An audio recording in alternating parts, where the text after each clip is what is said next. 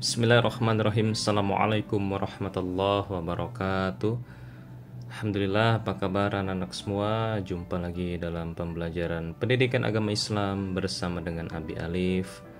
Dan materi yang akan kita bahas pada pertemuan kali ini adalah tentang sabar dalam menghadapi ujian dan musibah.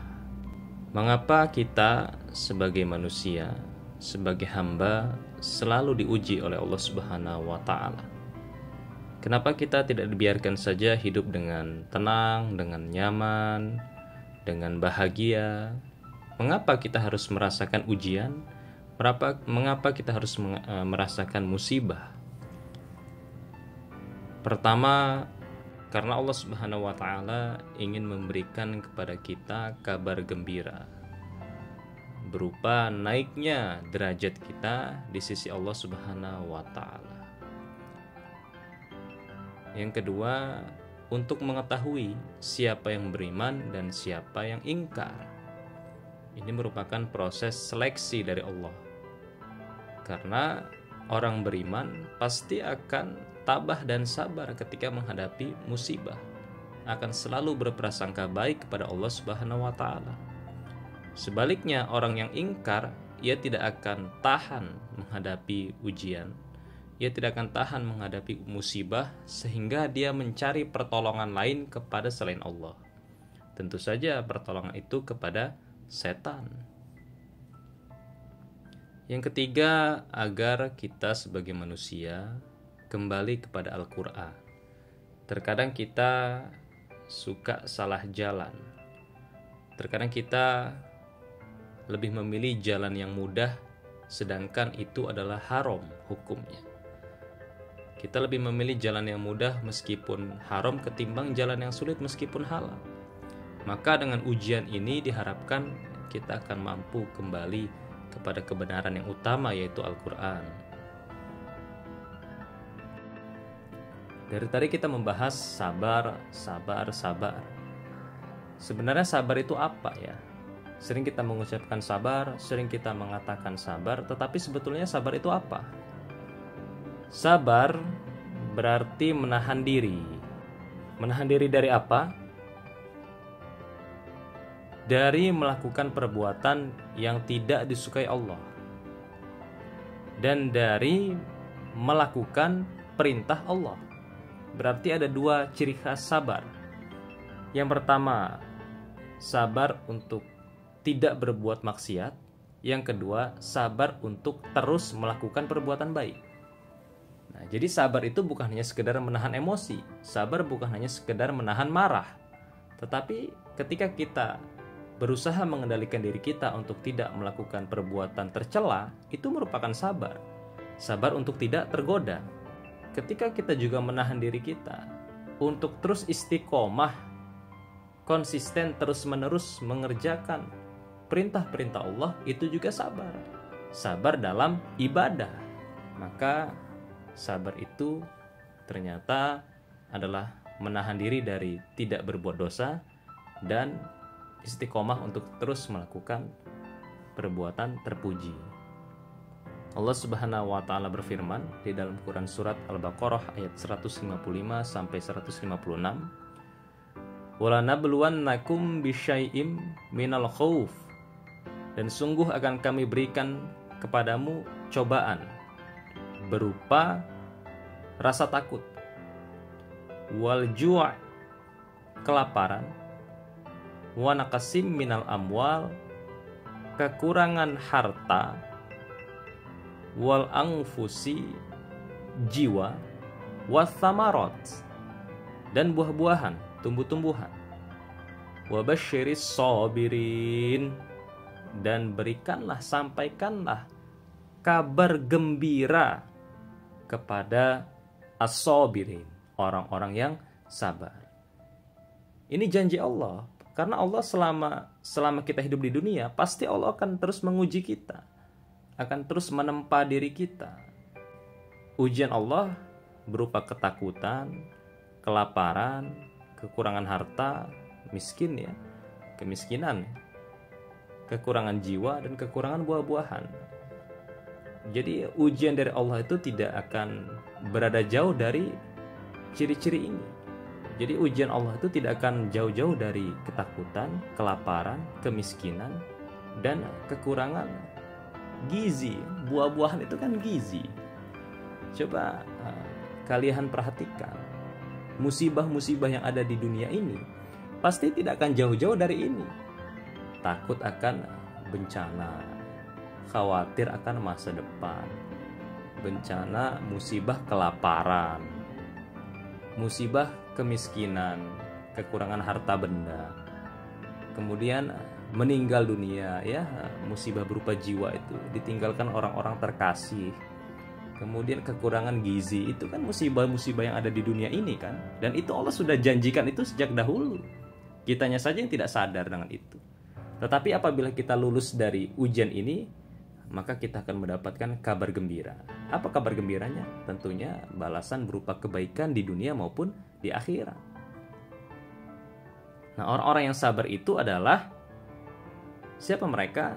Alladzina idza asabathum musibah, yaitu orang-orang yang ketika ditimpa musibah, qalu, mereka mengatakan, inna lillahi wa inna ilaihi raji'un. Sesungguhnya semua ini adalah milik Allah. Semua itu akan kembali kepada Allah, ya. Jadi dari Allah dan kembali ke Allah. Jadi semua yang kita miliki itu hanyalah titipan. Harta adalah titipan dari Allah. Harta itu bukan punya kita, itu milik Allah. Orang-orang yang kita sayangi pun titipan dari Allah. Mereka milik Allah, mereka bukan milik kita. Nah, ketika Allah ingin mengambil, maka terserah Allah dong. Kan itu milik Allah. Kita sebagai orang yang dititipi tidak punya hak untuk menolak ketika pemilik itu datang ingin mengambil. Seperti tukang parkir, ya. Kita ini seperti tukang parkir yang dititipi kendaraan oleh pemilik kendaraan. Ketika pemilik kendaraan itu ingin mengambil kembali kendaraannya, kan kita tidak bisa larang, karena itu memang bukan milik kita. Nah, sama, ya, segala sesuatu yang ada di dunia ini yang kita miliki itu sebetulnya bukan milik kita. Itu adalah milik Allah Subhanahu wa Ta'ala. Dan ketika Allah ingin mengambil, ya terserah Allah. Bagaimana sih contoh perilaku sabar dalam menghadapi ujian dan musibah? Ya, ini ada contoh-contohnya. Pertama, tidak mudah menyerah dan putus asa. Jadi ketika menemui kesulitan, jangan terlalu cepat putus asa, jangan terlalu cepat menyerah. Bisa jadi kamu menyerah hari ini, ternyata kebaikannya adalah besok, ya, ternyata rezekimu besok. Karena hari ini kamu sudah menyerah, tidak sampai ke besok, maka tidak jadi rezekimu kan. Maka jangan terlalu mudah menyerah. Yang kedua, ketika ada seorang yang berbuat salah, coba berikan kesempatan kedua kepada dia. Barangkali kemarin dia melakukan kesalahan itu karena khilaf, tidak sengaja. Maka ayo belajar untuk memaafkan dan belajarlah untuk memberikan kesempatan yang lain kepada orang itu. Sama, kita juga kan manusia yang penuh dengan dosa. Ketika kita berbuat salah pun kita berharap kita akan dimaafkan dan kita diberikan kesempatan kedua kan, untuk terus bisa melakukan perbuatan baik. Jadi jangan sampai karena nilai setitik rusak susu sebelang. Yang ketiga, jaga emosi. Jangan sampai menyakiti hati orang lain. Jaga emosi, jaga lisan. Ketika dalam posisi marah, jangan berbicara, karena itu bisa melukai hati orang lain. Maka kata Nabi, ketika kamu marah, lebih baik kamu diam. Duduk, jangan berdiri. Diam, duduk, pergi ambil air wudhu. Karena marah itu api bisa dipadamkan dengan air. Jaga lisan, jangan sampai mengucapkan kata-kata yang dibenci Allah. Terkadang kita suka keceplosan.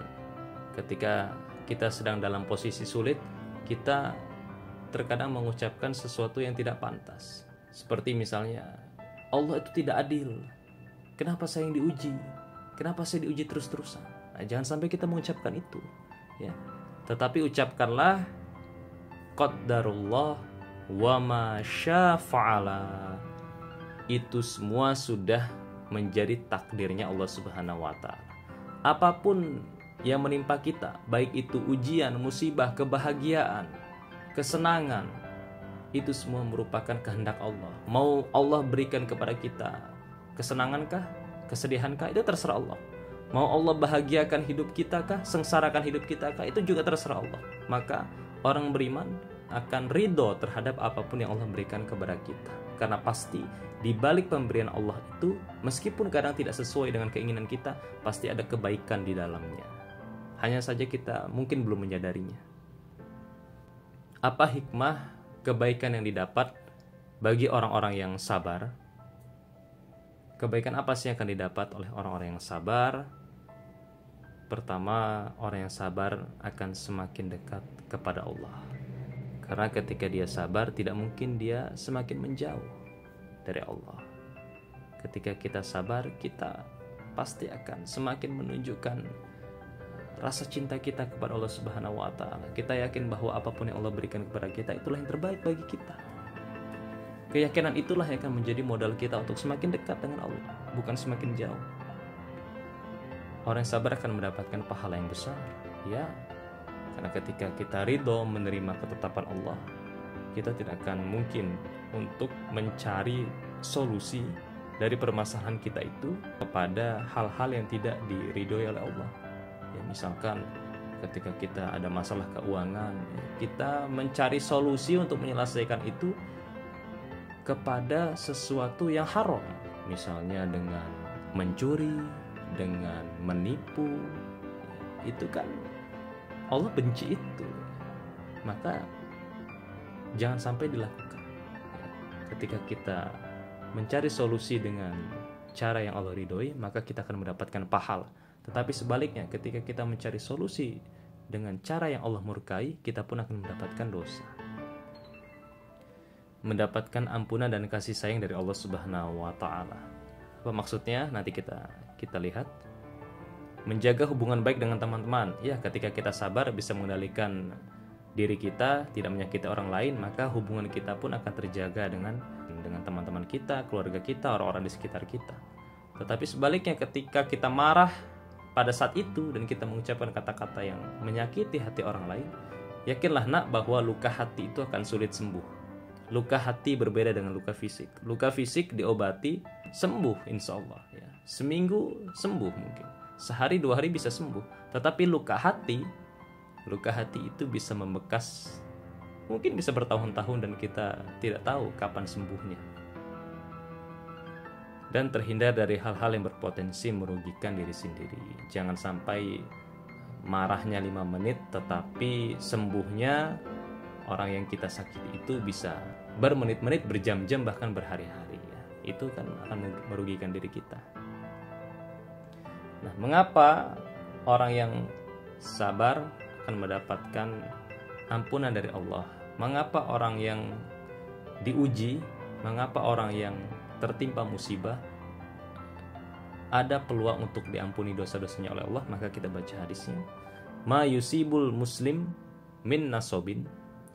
Tidak ada seorang muslim pun yang ditimpa musibah, wala sobin, baik berupa rasa lelah dan rasa sakit, wala hammin, rasa khawatir, wala khuznin, rasa sedih, wala adan, gangguan, kesakitan, wala ghammin, dan gelisah.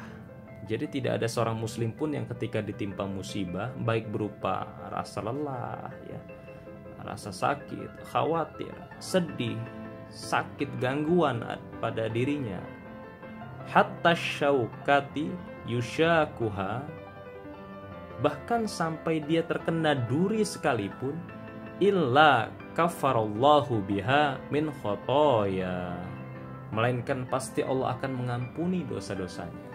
Maka ketika kita mendapatkan musibah, mendapatkan rasa sakit, sampai rasa sakit yang terkecil sekalipun, yaitu tertusuk duri, ini hanya perumpamaan saja. Bahkan jika kamu mendapatkan rasa sakit yang kecil berupa tertusuk duri sekalipun, dosa-dosamu akan diampuni oleh Allah Subhanahu wa Ta'ala. Jadi musibah itu sebetulnya penggugur dosa. Maka kita harus introspeksi diri. Barangkali kita mendapat musibah karena dosa kita sudah terlalu banyak dan Allah ingin membersihkan dosa kita. Tapi bukan berarti disengaja begitu. Ketika kamu merasa berdosa lalu kamu tusukkan duri ke badanmu, bukan begitu. Ini perumpamaan. Maksudnya adalah musibah sekecil apapun, ujian sekecil apapun yang menimpa dirimu, itu merupakan cara Allah untuk membersihkan dosa-dosa. Franklin D. Roosevelt mengatakan, "A smooth sea never made a skilled sailor." Laut yang tenang tidak akan pernah melahirkan pelaut yang hebat. Jadi kehidupan yang penuh dengan ujian, kehidupan yang penuh dengan cobaan akan melahirkan orang-orang yang kuat, orang-orang yang sabar dan tidak cengeng. Mudah-mudahan ada manfaatnya. Assalamualaikum warahmatullahi wabarakatuh.